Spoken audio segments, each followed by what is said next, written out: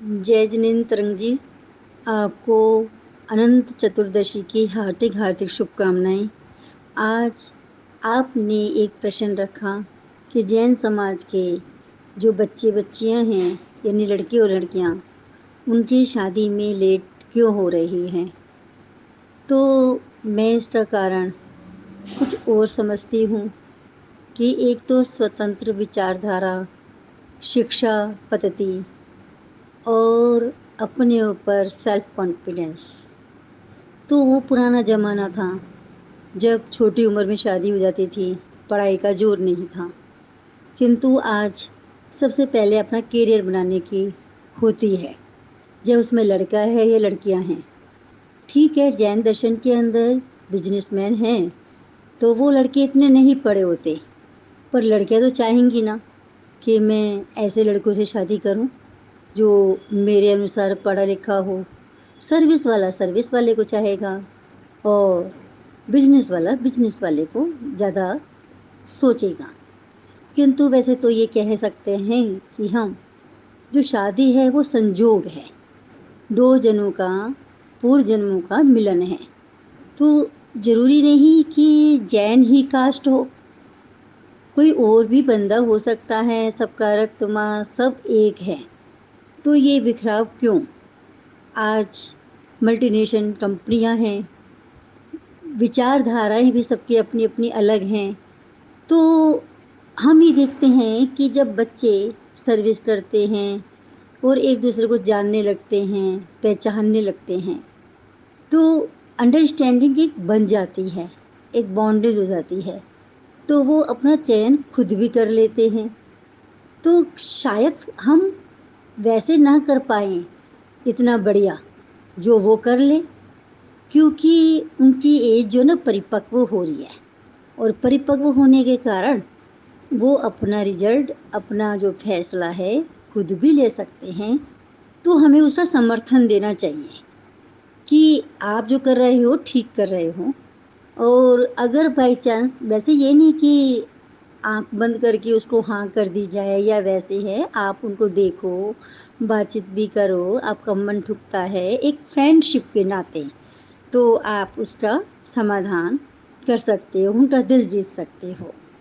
तो आज ये भी होता है कि हम करेंगे क्या, क्योंकि जब हम देखते हैं ना पूर्व में पहले कि दहेज के मामले में लड़की हो गई है तो लड़की को गर्भपात करवाने में, सास ससुर और नंद की झुंझलाहट सहने में वो जमाना था, सहन शक्ति थी। आज मानती हूँ नहीं है, पर फिर भी ऐसे बेवकूफ़ नहीं है, उनके अंदर नैतिक जो गट्स है वो विद्यमान है।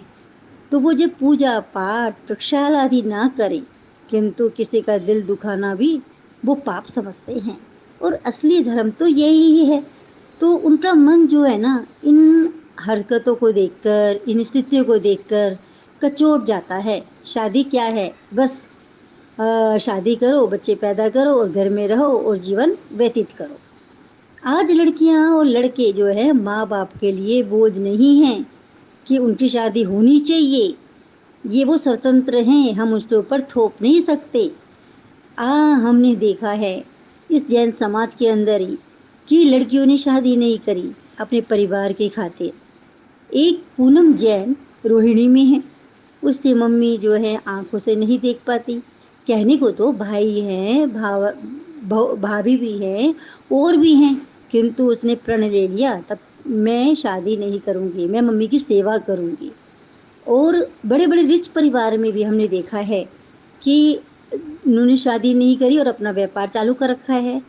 एक अंदर से जरूरी नहीं कि शादी नहीं की तो साधु साध्वी ही बन जाओ या और कोई मार्ग ही नहीं है। तो आज अपने आप में मजबूती है, अपनी सेल्फ रक्षा कुछ कर सकते हैं अगर पूरा सपोर्ट मिले। तो हम ये मानते हैं कि बच्चों की खुशी में अपनी खुशी है, और शादी की कोई उम्र ठीक है होती है, मानते हैं। तो कई बच्चे तो ऐसे भी होते हैं कि शादी होएगी हम बच्चे ही नहीं करेंगे, तो वो कहते हैं कि हम गोद ले लेंगे।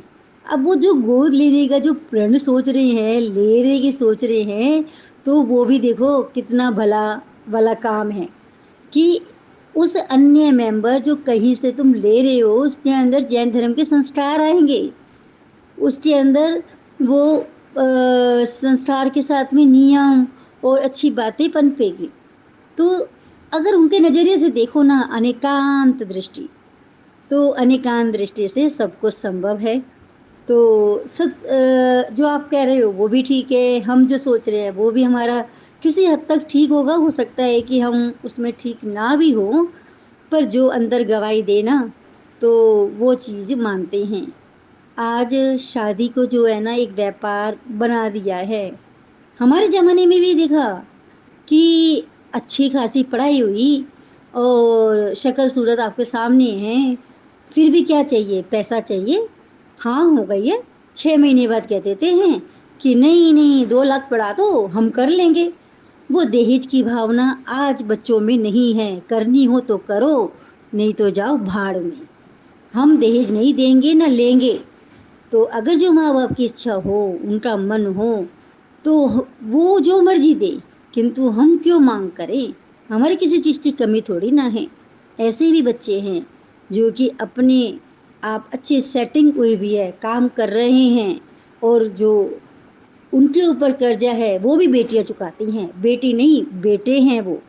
तो मैं बड़े अपने आप को पुण्यशाली मानती हूँ कि हमारी बिटिया बहुत इन विचारों से भी ओत-प्रोत भी है और हम दबाव नहीं देंगे कि कि आप करो, जो इच्छा हो वो करो, आपकी लाइफ है, हम सारी बातें आपके समक्ष रख सकते हैं, किंतु उसको हम ये नहीं कह सकते कि आपको करना ही पड़ेगा।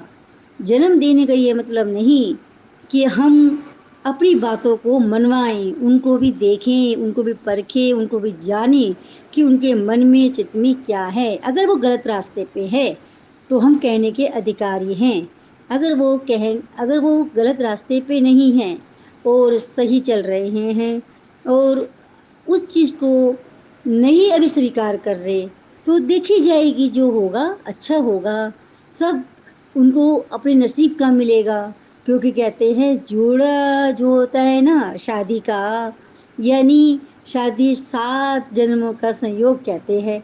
क्या पता कौन है उनकी निगाह कौन पल्ला पकड़े हुए है, क्या करा हुआ है। कहते कि चारों तरफ देखा पर बगल में है छोरा। तो कुछ नहीं पता चलता, जब ब्याह-रात आती है तो तब वैसे ही संजोग बन जाते हैं। तो इसीलिए मतलब हम कहते हैं कि परिवार में सुख, शांति और बच्चों की खुशी में अपनी खुशी है। तो बच्चे हमारे प्यारे हैं, अच्छे हैं सभी, किंतु उनको थोड़ा-सा फ़ोर्स चाहिए, एक मित्र की भाँति उनसे बात की जाए, उनसे काम किया जाए, तो वो ये नहीं कि हमारी बातों को नकारेंगे और एक सही दिशा मिलेगी, मार्गदर्शन मिलेगा, क्योंकि आपसी संवाद के द्वारा ही इन समस्याओं से छुटकारा मिल सकता है और हम पढ़ाई, शिक्षा आज पहले ज़रूरी है अपने आप में, अपने स्वतंत्रता रखते हुए भी और दूसरी बात कि एक ज़िम्मेवारी भी आती है।